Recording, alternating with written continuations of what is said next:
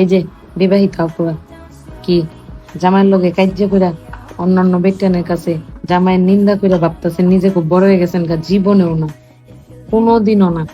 বরং আপনি নিজেই নিজেরে ছোট করতেছেন। আপনি তো রাগের মাথায় পেটের যত আতজুরির যত কথা আছে, জামাই যা করছে বা না করছে, হাসায় মিসায় জিদের সুডে হাজারটা কইতাছেন জামাইয়ের নামে। আবার যখন জামাইয়ের লগে একটু দুষ্টু মিষ্টি সম্পর্ক হয়ে যাইতেছে তখন আপনি ঠিকই বললা যাইতেছেন। কিন্তু এই যে যারার কাছে আপনি নিন্দা করছিলেন এরা কিন্তু এই কথা সবটি মনে রাখবে, এবং হুট করে একদিন দেখবেন আপনার মুখের উপরে কয়ে বলবো আপনার জামাই তো ভালো না, এটা করছে হিতা করছে। এবেলা কার লাগে? এই জায়গাটার মধ্যে গুতাটা কার লাগে? এ আমনেরই লাগে। লাভটা কি মানুষের কয়ে? হ্যাঁ, আপনার যত আপন কেউই হোক নাকি বিয়ার পরে জামাইয়ের চেয়ে আপন আর কেউ নাই।